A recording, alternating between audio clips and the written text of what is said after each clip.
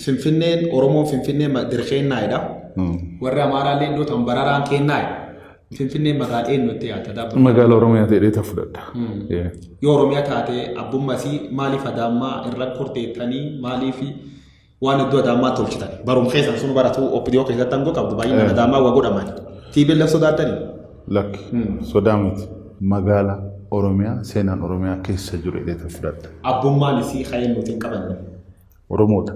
Ulfaat bar bulchiinsa keessi daangaan Oromiyaa saamamuu dubbatamaa sun keessa balbalti takkattiin Oromoon qabdu mooyyaan bal bulchiinsa keetii dabarsanii suumalee kennanii jedhan sun ammoo booranir deddeebiin nami laftee mooyyaan balbala Oromiyaa takkatti suumalee kenn abbaduula gammadaatis hin jedhan. Soba. Ayya. Proof godha. Boorannis hin jedhu. Ayya.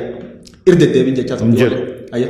Daangaan Oromiyaa daangaa Oromiyaa. Agarsiina beektutti bordoddeef mooyyaan lafa Oromiyaa moo lafa suumaleetiin beekta. Lafa Oromooti. Lafa Oromoo. Weerar daangaa dhaabsisuu mayyaalin hari.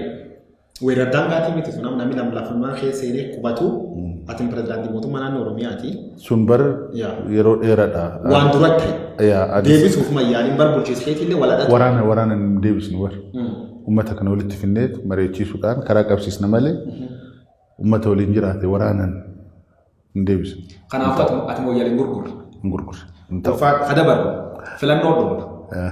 Filannoo tokko irratti obokko waliin filannoo dhiyaatanii siifaaf Juunaddiin Saaddoo Itaayyaa irratti sagalee uummata guutuu hattanii jedhan. Hattanii? Hattanii jedhanii saamtanii jedhan. Nu jala hatameetu mo'atamne. Isan jalatanii. Anyway, hatamu adiisu hin mo'atamne. Mo'atamtan?